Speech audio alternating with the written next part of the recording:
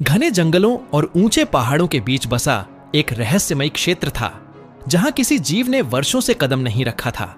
लेकिन वहीं कहीं एक नन्हा सा प्यारा और भावुक दरियाई घोड़ा रहता था। नाम था हीरू। हीरू आम हिप्पो से बिल्कुल अलग था। वह लड़ाई नहीं, प्रेम करता था और उसकी आंखों में सदा एक अधूरी तलाश की चमक होती थी। उसके दल में दूसरे हिप्पो दिन भर दलदल में लेटे रहते, कीचड़ से खेलते और जीवन की सरलता में मग्न रहते थे। लेकिन हीरू की आत्मा किसी और दुनिया की ओर खिंचती थी। उसे बचपन से ही जंगल के बड़े बुजुर्गों से सुनी कहानियां याद रहती थीं। कहानियां एक जादुई झील की, जहां पानी में चांदनी बसती है और दिलों की पुकार सुनाई देती है, और जहां कोई भी सच्चा प्रेम पा सकता है अगर वह सच्चे मन से खोज करे। बस उसी प्रेम की आशा में, उसी अधूरे ख्वाब को पूरा करने के लिए एक दिन हीरू ने अपने जीवन की सबसे कठिन लेकिन सबसे खूबसूरत यात्रा शुरू की। वह दलदल छोड़कर घने जंगलों की ओर बढ़ा, जहां ऊंचे ऊंचे पेड़ों की छाया में अजीब अजीब आवाजें गूंजती थीं और हर झाड़ी के पीछे एक रहस्य छिपा होता था।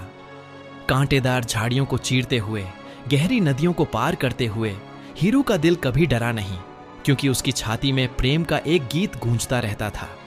कई बार वह कीचड़ में फंसा, कई बार भूखा रहा, लेकिन उसकी आंखों में वो झील चमकती रहती, जहां उसे यकीन था कि उसका सच्चा साथी उसका इंतजार कर रहा है। रास्ते में उसे कई खतरनाक जानवर भी मिले।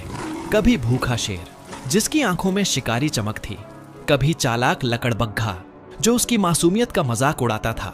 लेकिन हीरू का दिल प्रेम से भरा था। लकड़बग्घा धीरे धीरे उसका दोस्त बनता चला गया और उसकी सफल यात्रा में उसका साथ दिया और कहीं जंगल में खो गया। वह कभी किसी को चोट नहीं देता था, बल्कि एक हल्की मुस्कान और सच्चाई से हर बाधा को पार करता चला गया। इस यात्रा के दौरान एक दिन एक घाटी में उसकी मुलाकात जूही नाम की एक सुंदर हिप्पोनी से हुई, जो अपनी खोई हुई मां को ढूंढते हुए भटक गई थी। जूही की आंखों में एक गहरी उदासी और अकेलापन था, जैसे वो खुद भी किसी तलाश में हो, लेकिन उसे पता ना हो कि उसे क्या चाहिए। हीरू ने उसे सहारा दिया, पानी पिलाया और अपनी यात्रा के बारे में बताया। जूही उसकी बातों में खोती चली गई, क्योंकि पहली बार किसी ने उससे बिना कारण प्रेम की बात की थी, बिना स्वार्थ साथ चलने को कहा था।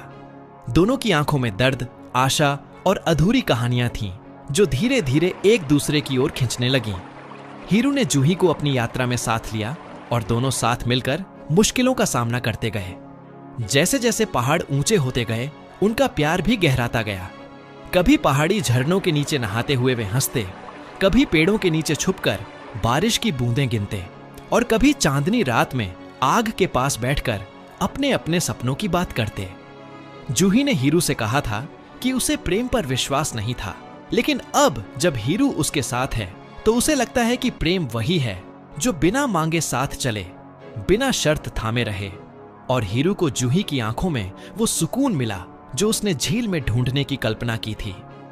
दोनों का रोमांच अब केवल किसी झील की खोज नहीं रहा, वह अब एक दूसरे की आत्मा को समझने की यात्रा बन चुका था।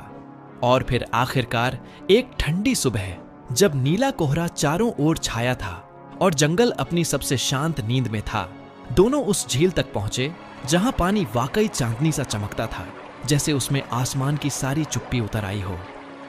उस क्षण जब दोनों एक दूसरे का हाथ थामे झील के किनारे खड़े थे, उन्हें समझ आया कि यह यात्रा किसी मंजिल की नहीं थी, बल्कि उस साथी की थी जो हर मोड़ पर तुम्हारा हाथ थामे रखे। वहां उन्होंने न सिर्फ उस जादुई झील को पाया, बल्कि एक दूसरे की बाहों में वो सुकून भी जो वर्षों से दोनों को चाहिए था। अब जंगलों और पहाड़ों के बीच एक प्रेम कहानी गूंजती है, हीरू और जूही की, जिनका रोमांच, संघर्ष और सच्चा प्रेम जंगल के हर जीव को आज भी सुनाई देता है। जैसे हर हवा के झोंके में कोई मीठा नाम लिया जा रहा हो और हर पत्ते की सरसराहट में किसी वादे की गूंज हो। हेलो दोस्तों, अगर आपको हमारा कंटेंट पसंद आ रहा है तो एक लाइक जरूर करें, चैनल को सब्सक्राइब करना ना भूलें।